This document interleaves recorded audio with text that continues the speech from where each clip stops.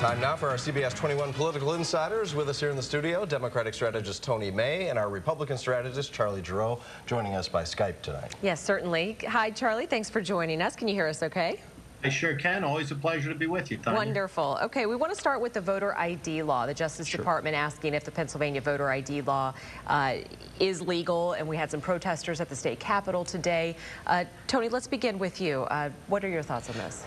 Well, it's about time that the federal Justice Department took an interest in the law. The fact that they've waited this long suggests that there may be sound legal ground for the law to exist. But enforcement or implementation is another thing entirely. The question of the 750,000 people who lack a photo ID right now because they don't have a driver's license, it's going to be a real hard task to get everybody photographed by Election Day. And part of the good news is the administration, the Corbett administration, has changed the rules or regulations about what will be required to get a photo ID. So that's a plus. Charlie, from your end of it, why does the state need this law? Well, they need it for a variety of reasons. I loved your tease, by the way, about people not being for it. The polls show that the overwhelming number of Pennsylvanians support a very common sense piece of legislation that says that folks who can't cash a check or open a bank account or get on a train or a plane or a bus should be able to waltz into a polling place and say, that's really me, let me vote, let me exercise the most precious franchise any of us have. This is just a plain common sense piece of legislation. Pieces of legislation very similar to it have already cleared the federal courts. This one will as well. The fact that Eric Holder is now taking a look at it shouldn't surprise anybody. It's going to be found constitutional and pass legal muster. Tony, what about that argument, though? Charlie, I'm surprised to hear Charlie say he's not surprised that Eric Holder, who works for President Obama, is taking an interest in it. That's politics. All right, but let's get to the root of the problem.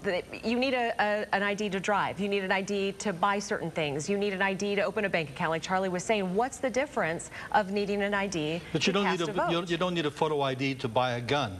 These are constitutional rights. No, you don't. Yes, you do. Yeah, you need a photo ID to purchase a gun. They have to do a background check. But you don't need the photo. It's all you use is people to fill out the background check. But neither here nor there. The point is, this is a constitutional right, and people get really grumpy when you start trying to infringe upon their rights. Just like the idea of having to stand and deliver an identification in the state of Arizona if you're stopped on the street.